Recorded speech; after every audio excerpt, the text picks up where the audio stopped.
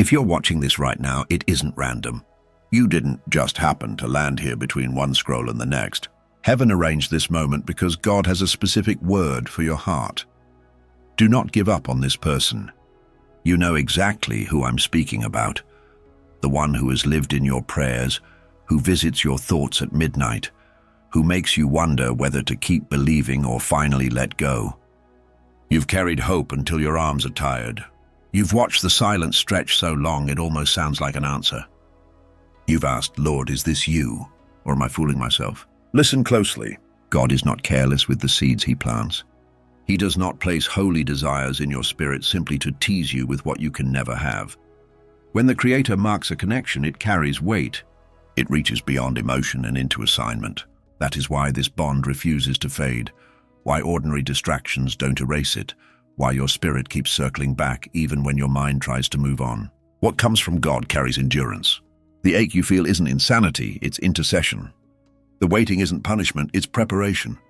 The silence isn't absence. It's the sound of roots going deeper where your eyes can't see. Right now, I need you to breathe.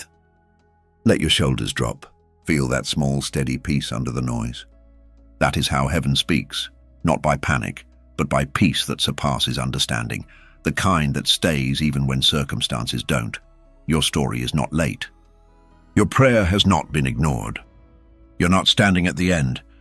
You are standing at the edge. The quiet edge of a turn you'll only recognize when you look back and whisper, that's where God was working. So here is the alignment I'm asking of you in this moment. Choose trust over timelines, faith over visible proof, formation over frustration. While you're waiting, God is weaving. While you're praying, God is preparing, not just them, you. The kind of love that God authors is not just companionship. It is calling. It requires two hearts strengthened enough to carry purpose together. And purpose takes time. Quick heart check. When you lay this person before God, does your spirit settle instead of tighten? Do confirmations arrive in gentle patterns? Scripture that lands, dreams that linger, timing that feels too precise to be coincidence? Do you notice yourself growing, clearer boundaries, deeper prayer, cleaner motives because of this journey? If yes, then hear me clearly. Don't abandon what heaven began. God completes what he starts. Now let's agree in a simple, prophetic way. Drop this in the comments. I accept. Write it with intention. It's not just engagement. It's alignment. You're telling your heart where to stand and telling heaven, yes, I'm still here. I'm still believing. And if this word is confirming what your spirit already knew but needed to hear aloud, subscribe to the channel now.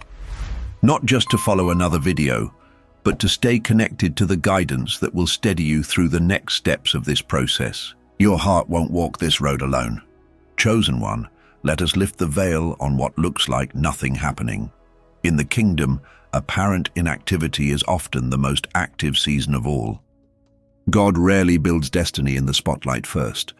He forges it in the quiet, where roots grow deeper than eyes can see. Think of the seed, planted, covered, pressed by soil, unseen by the world. If you judge the seed by the surface, you'd declare, it failed. But underground, a holy violence is underway, husks breaking, life reorganizing, foundations forming so the first tender shoot won't be snapped by the wind the moment it breaks daylight. Heaven treats your promise the same way. What you call delay, God calls protection. What you call silence, he calls construction. This is why the timeline doesn't match the ache. Love authored by God comes with its own architecture. He is aligning character to calling, timing to truth, assignment to agreement. He is addressing what eyes cannot, unresolved fears, lingering loyalties to old patterns, unhealed places that would sabotage a union if launched too soon. You feel this as pressure. God names it preparation. When you pray, Lord, bring what you promised, he also hears, Lord, make us capable of carrying it. So he answers both prayers at once. He refines your motives from complete me to partner with me. He shifts your posture from prove to me to let us serve you together. He is not withholding. He is withholding, holding you with him until what he gives won't be lost through haste. How can you discern the difference between a dead end and a divine pause? 3 signs often appear in the waiting. First, the peace beneath the storm, a quiet certainty that persists even when emotions sway. You may feel waves on the surface, yet at the seabed of your spirit there is stillness you cannot explain. That is not denial. It is evidence of God's hand. Second, clean confirmations, repeating patterns of clarity that arrive without pressure, timely scriptures, aligned messages, doors that close you didn't need, and doors that stay shut because you're not meant to walk through them yet. They don't demand attention. They deepen conviction. Third, transformational fruit. You are not circling the same mountain. You are stronger, truer, less reactive, more anchored in God than you were last month. If your soul is maturing, your waiting is working. But let us address the ache honestly. There are days when hope feels thin, when you rehearse worst-case scenarios, when you wonder whether you misheard God. Do not shame yourself for being human. Bring your humanity to Him. The enemy exploits lonely hours by amplifying counterfeit timelines. If it were God, it would be faster. Yet Scripture consistently reveals the opposite. Abraham and Sarah learned that promise ripens in impossibility. Joseph learned that prison seasons preserve the purity of vision. David learned that caves can crown a king before palaces ever do. Heaven is not late. Heaven is layering, adding depth so what begins in joy endures through trial. So what are you to do in a season that demands you be? Practice the threefold alignment heaven honors. Guard your gaze. Limit the scroll that tells you love is a trend and time is a threat. Your eyes are gates. Protect them so your faith can breathe. Steward your speech. Speak as if the promise is trustworthy, because your words frame the atmosphere you live in. Trade nothing is happening, for God is working in ways I cannot see. Anchor your steps. Keep serving, creating, and becoming, because the right person is not a rescue from your life, but a radical addition to your already obedient path. When your daily life is aligned with your divine life, timing finds you without strain. Remember this. God doesn't just prepare a person for you. He prepares you for a purpose with that person. The waiting is not empty time between two events. It is sacred ground where God writes the unseen chapters that give the visible ones their strength. Do not rush out of the room where God is finishing His work. When the door opens, you won't be guessing. You'll be ready. Chosen one, the moment you resolved in your spirit not to quit, the air around your life thickened. That pressure did not arrive to accuse you. It arrived to confirm you. Darkness always pushes hardest where heaven has already laid a foundation. And so the battle came. Not because you misheard God, but because your agreement with His word threatened the economy of despair that once kept you small. What you are facing now is not confusion. It is construction. The enemy repeats himself with the same tired whispers, dressing old deceptions in today's circumstances. But if you listen beneath the noise, you will notice how each accusation loses power the instant you refuse to host it. The first whisper often comes when the path grows steep. If this were really from God, it wouldn't be this hard. Your heart wants ease to be evidence, but the kingdom uses endurance as its proof. God is not punishing you with pressure. He is forming you with it. Like metal placed in fire, you are discovering a strength that couldn't surface in gentler weather. Pay attention to what the hardship is producing. If it is hollowing out pride, clarifying motives, and teaching you to lean rather than push, then the weight is not your enemy. It is your gymnasium. Grace rarely removes the load. It teaches the bones how to carry it without collapsing. You are not failing because you feel the strain.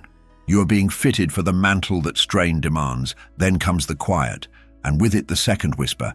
Heaven is silent because you've been forgotten. But silence is the carpenter's hour. The architect builds when words would only distract. Think of how a seed seems lifeless once buried. Nothing moves on the surface. No sound, no sign, only unseen activity where roots take hold and direction is set. God's hush is not distance. It is depth. When the room stills, it is so your inner ear can learn His cadence. You are not waiting for a new sentence. You are stewarding the last instruction until the next is necessary. And as you choose stillness over panic, you start to notice the kind of confirmations you use to speed past. The verse that answers a private question. The door that closes to save you from delay. The no that feels like peace rather than fear. The quiet is not empty, it is exact. When others' timelines race by your window, the third whisper tightens its grip. You are behind. You missed it. Comparison wants testimonies to become clocks. It ignores the years beneath a sudden harvest and calls your being kept a failure. But the Spirit thinks in layers, not ladders. While you see a single desire, God synchronizes journeys, healing, and purpose so that when two paths finally intersect, they do not merely meet, they multiply. You are not behind. You are being held. Providence has never rushed a garden to prove a point to a neighbor. He is not late. He is precise. So what do you do when the lies lose some of their volume, but the hours still feel long? You begin to fast your focus. Starve the inputs that inflame fear and feed the habits that strengthen hope. Let the word be your morning bread, your work the altar where you offer excellence, and your worship the oxygen that keeps your inner fire from dimming. Pray with the kind of specificity that dissolves vague anxiety. Align our timelines. Heal what would sabotage covenant. Close what counterfeits clarity. Increase our discernment so peace, not pressure, guides every step. Bless the other person when no one is looking. Bitterness cannot grow in the soil where intercession is planted. Ask God to make you an answer, not an accuser. And while you wait, build the life you will share before you share it. Order your finances, steward your body, refine your calling, clarify your boundaries. Covenant is not a rescue. It is a release. Two whole people, prepared in private, make recognition simple when timing becomes public. Do not despise the small evidence. Keep a ledger of mercies. The day your chest felt lighter for no apparent reason. The conversation that nudged you back into faith. The closed door that in hindsight saved months of wandering. The hour of unexpected peace that arrived like a warm hand over a storming mind. Memory is medicine, and remembrance is a kind of warfare. When you read your own testimony back to your soul, it stands up straighter. Lift your eyes for a moment and notice what God has already adjusted in you.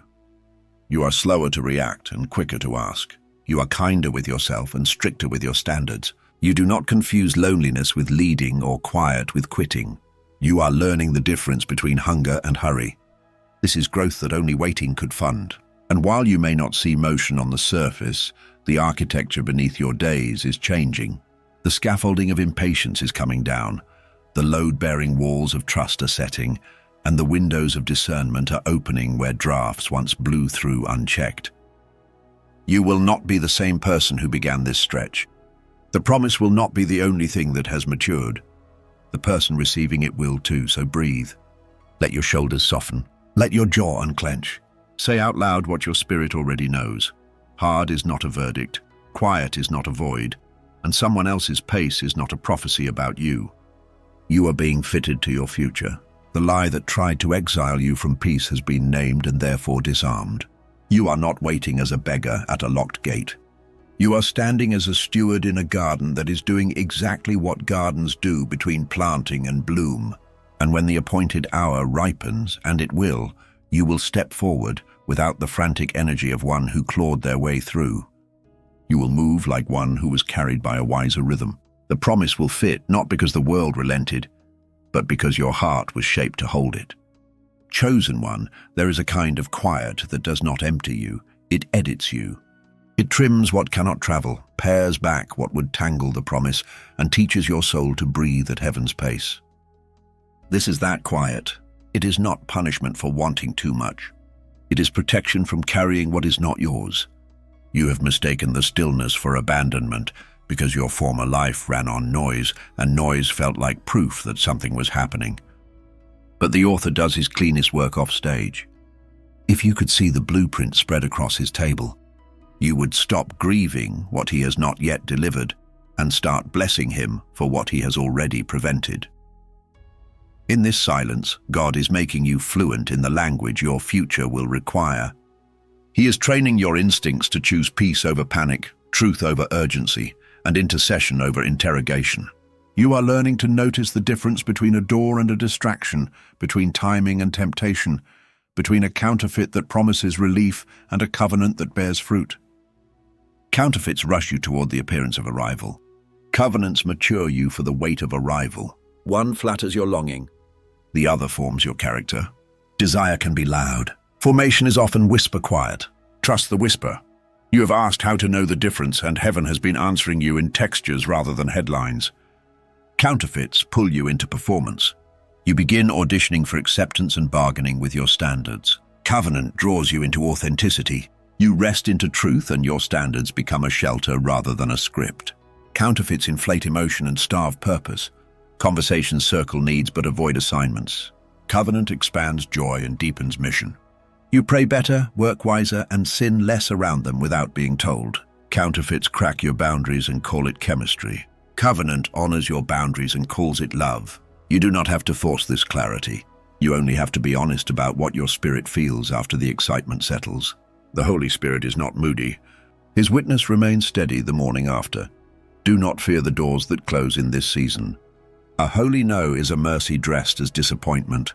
Every ending that protects your design is a beginning in disguise. God is not withholding to tease you. He is withholding to keep you available for what matches your scroll. That is why certain options look perfect on paper yet feel expensive in places peace should be free. The mind says it makes sense. The spirit says it costs too much where it should cost nothing.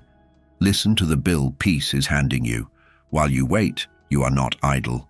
You are being braided. God is interlacing conviction with kindness, courage with patience, vision with restraint.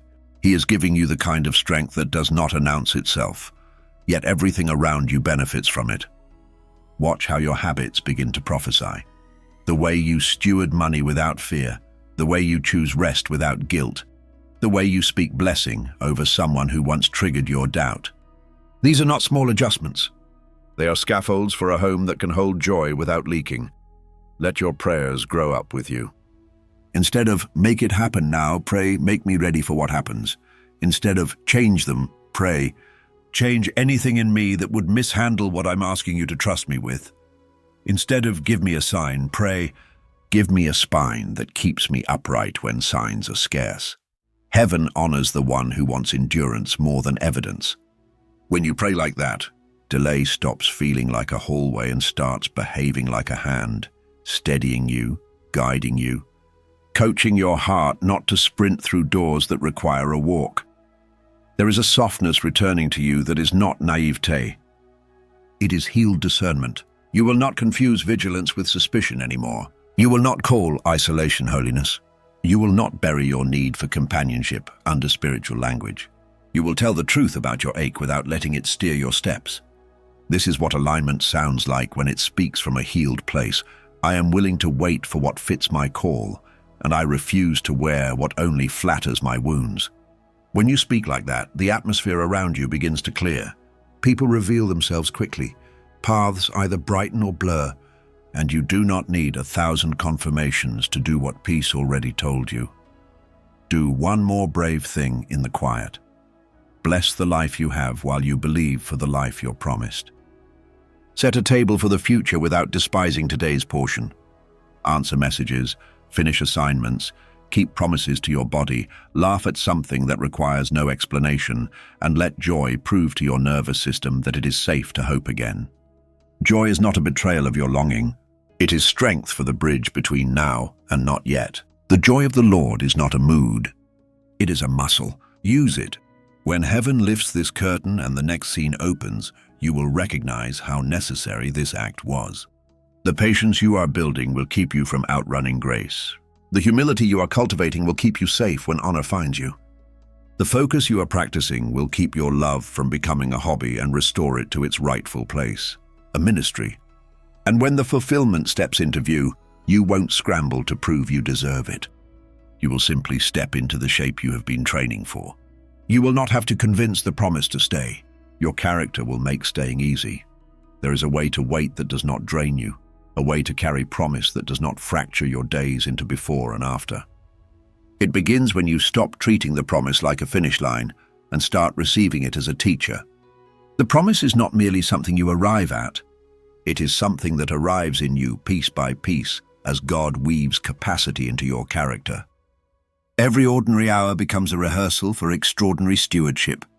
The way you answer a text, the way you close a task, the way you hold your tongue when anxiety begs for a monologue. These small obediences are not background noise. They are the quiet architecture of readiness. You asked for clarity, and heaven is granting it by refining your appetites. What once satisfied you no longer does, and the places you used to run for quick relief now feel threadbare. That is not deprivation. It is detox. God is emptying your hands of what cannot travel, so that when the right door opens, your grip is free to receive without dropping what matters to hold what merely glitters. This is why you feel a holy discomfort with shortcuts. You sense that a delight delivered too early becomes a burden, and a gift accepted before its hour turns into a taskmaster. So you bless the slow work of God because you would rather be trusted with the weight of joy than entertained by its preview. Watch how the Lord is marrying your vision to your habits. He is teaching you to host what you hope for. If you believe you are called to deep partnership, you begin practicing deep presence with yourself and with God, showing up fully to prayer, to rest, to conversation, so that when covenant arrives, your nervous system recognizes peace as home, not as a vacation. If you believe you are called to build, you start tending your mornings like sacred ground, waking as if the future has already asked something noble of your time, moving through the day as if excellence had a voice and you were answering it. This is not performance. It is alignment. You are shaping your life around the reality you have asked heaven to trust you with. There is a tenderness in God's timing that you only notice in retrospect. The opportunity you thought you missed was an ambulance for your soul, escorting you around a wreck you couldn't see. The conversation that never happened saved you from words that would have outlived their purpose. The delay that embarrassed you in front of your expectations was the exact space your heart needed to tell the truth without breaking. You were not late. You were being spared from the kind of early that ruins good things. Let your faith become less about wrestling answers from God and more about resting in the God who holds the answers. When you rest, you hear. When you hear, you move at the speed of grace. And when you move at the speed of grace, you arrive without arriving shattered. The world will call that luck. You will know it as a life braided to a promise, steady, surrendered, and strong. There is a sound to divine timing that does not thunder. It hums. It slips beneath the noise of worry and sits in the marrow of your day like a soft insistence. Keep going, keep clean, keep kind. You won't hear it if you argue with clocks, but you will recognize it when you stop measuring love by updates and begin discerning it by peace. Peace is not the absence of longing. It is the presence of alignment. It is the way your chest loosens even when your eyes see no progress. It is the way your prayers turn from ultimatums into invitations. Lord, meet me here, not Lord, fix this now. When peace speaks, it does not explain everything. It steadies you for anything. This is why God is teaching you to read hours like scripture. Morning becomes confession. I refuse to rehearse narratives that make you smaller than your word. Afternoon becomes devotion. I will treat ordinary tasks as training for extraordinary covenant. Evening becomes surrender.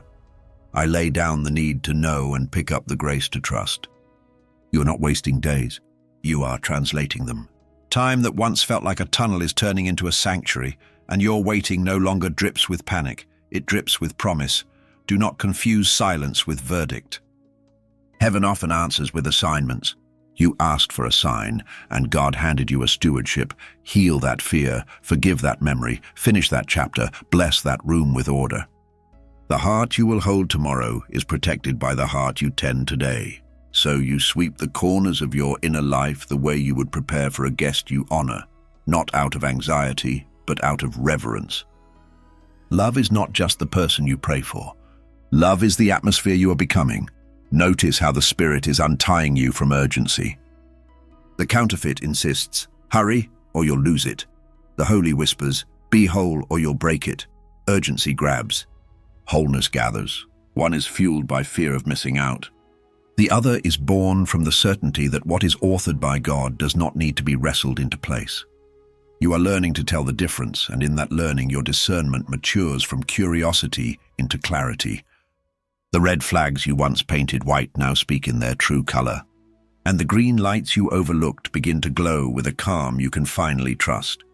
When the moment comes, and it will, You will not need a trumpet to recognize it. The conversation will feel like a room already lived in. The answers you begged for will arrive as questions you both ask with the same hunger. The future will not race toward you. It will open. Your body will know before your mind debates, not because desire overran wisdom, but because wisdom finally became desire. This is the miracle of divine timing. It makes right things feel natural, not theatrical. Until then, keep your hands faithful. Do the next honest task. Write the message you would want to receive if roles were reversed, and then, if the Spirit checks you, don't send it. Offer it to God instead. Bless what is growing in silence. Speak life over what looks dormant. Let your kindness be specific, your boundaries be gentle but firm, and your hope be stubborn in the best way. The person tied to your purpose is not looking for a spectacle. They are searching for a home, and you are becoming one. And when the door finally swings on its divine hinge, you will not feel like you are stepping into something foreign. You will feel like you are returning to a truth that has been practicing inside you for a long time, a language you have been learning in whispers, now spoken out loud. That is the language of God's timing, fluent, faithful, and impossibly on time. If your heart is still here, steady and listening, it is because God has not finished speaking. The quiet ache, the unanswered questions, the long corridors of silence have not been wasted. They have been forming in you a clarity that does not come from perfect circumstances, but from a faithful God. You are not clinging to a fantasy. You are holding a promise you did not manufacture, a whisper you could not have scripted, a seed that did not arrive by accident. When love is planted by heaven, time becomes a tool, not a torment. Waiting stops being proof of absence and becomes the place where roots go deep enough to carry fruit that will actually last. Let your chest soften as you breathe this in. You are not behind. You have not missed your moment. The seeming stillness has been sacred scaffolding around a work too delicate to rush. While you saw no movement, God was untangling old patterns, healing old fractures, and preparing two stories to meet without confusion. The tenderness you carry now did not come cheaply, and it will serve you when clarity arrives. You will recognize it not because it is dramatic, but because it is clean. Peace will rise before proof. Conversation will feel like recognition. What once demanded striving will unfold without strain, and you will know you are standing in the middle of what you prayed for, because your soul will finally stop bracing. So rest your case in the hands that wrote it. Release the timeline, but not the truth. Lay down the urge to force outcomes and keep choosing the quiet courage of alignment, praying when no one sees, blessing when fear wants to grasp, becoming the kind of person this promise can safely live with. When you lift your eyes tomorrow, do it as one who trusts the author more than the chapter you are in. Let gratitude be your language and patience your posture. The same God who guided Abraham by stars and Joseph by dreams knows how to guide your steps without losing a detail. And when fulfillment arrives, without games, without fog, without the familiar weight of uncertainty, you will look back and understand why it had to be this way. Until then, keep your heart soft, your faith simple, and your hands open. Do not shrink to fit old rooms. Do not numb what God is trying to refine. Do not surrender to cynicism when hope takes longer than expected. Lift the promise like a lantern and walk forward one honest day at a time. Heaven heard you the first time. Heaven has not forgotten. Heaven is not late. May the peace that passes understanding guard what God planted. May your courage hold steady in the spaces where you cannot yet see. And may the timing of the Lord prove kinder and wiser than any plan you could have forced. When the door opens, step through it without apology. When the answer stands in front of you, receive it without fear. And as you go, let your life be the quiet testimony that love, when authored by God, does not need to be chased. It arrives right on time.